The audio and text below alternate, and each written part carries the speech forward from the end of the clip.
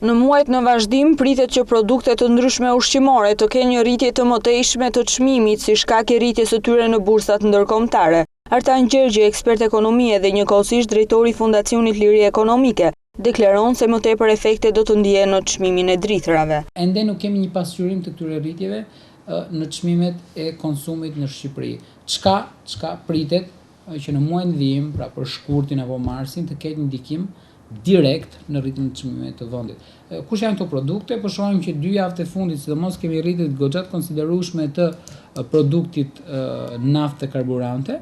Gjithashtu kemi në javët e fundit kemi një rritje drastike të disa produkteve që janë bazë në konsumin e përditshëm, për shembull sheqeri, drithrat, mielli, apo diskutohet, kemi rritje drastike të këtij produkti, sidomos të drithrave dhe të miellit. Për të evituar arritjen e mëtejshme të çmimeve, Gjergji deklaron se është e rëndësishme që Banka e Shqipërisë të jetë e kujdesshme në politikat monetare për mbrojtjen nga inflacioni. Banka e Shqipërisë të jetë e kujdesshme në politikat e saj monetare, në mënyrë që të tentojë ta ruajë inflacionin brenda parametrave të caktuar. Banka e Shqipërisë ka dhënë provë për një gjë të tillë, pra ka një politikë monetare krejtësisht stabilizuar dhe mendoj që do gjendet rruga që mos kemi probleme në lidhje me një rrezik të tillë, nëse mund ta quajmë, pra një rrezik, një rritje të përkohshme të çmimeve të konsumit.